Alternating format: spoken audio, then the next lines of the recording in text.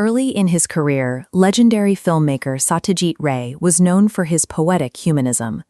His Uprising trilogy captured a quiet dignity in everyday life, carrying a distinct sense of hope. But by the 1970s, West Bengal entered a period of massive trauma.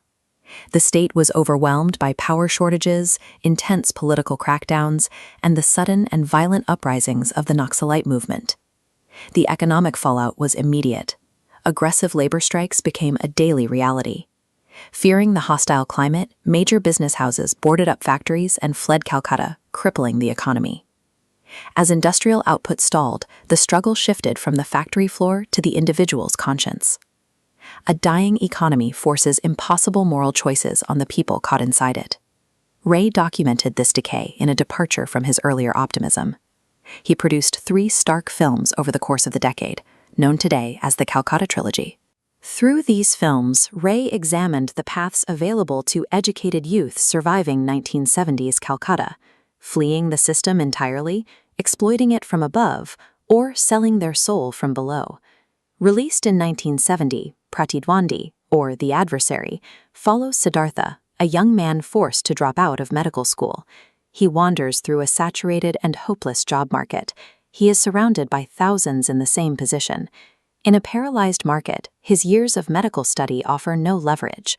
During a rare corporate job interview, Siddhartha is asked to name the most significant event of the decade. He answers the Vietnam War, pointing to the sheer human resilience of the resistance rather than a technical achievement like the moon landing.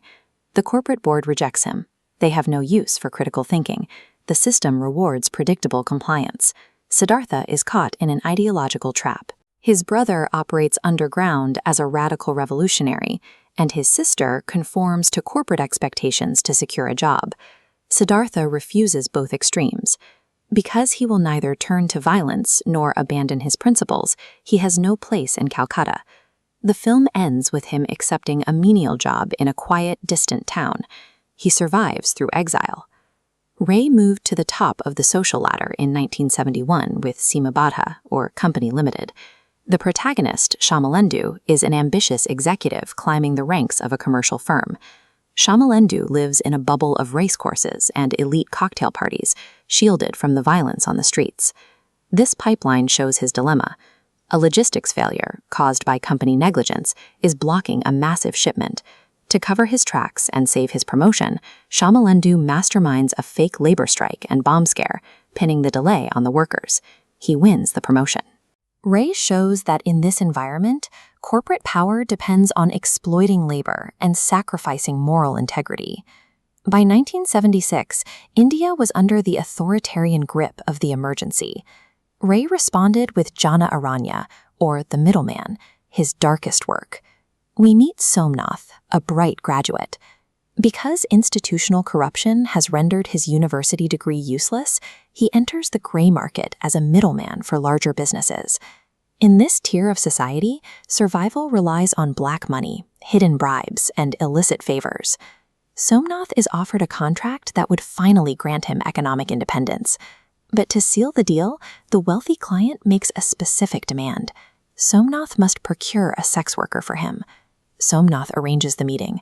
The reality arrives when the woman shows up. She is the sister of his closest friend, driven into the trade by her family's desperate poverty. He closes the deal anyway. For the middleman, economic stability required the total degradation of the soul and the commodification of human life. Taken together, these characters show the options remaining for the youth of Bengal. At the bottom, exile. At the top, emptiness. In the middle, degradation.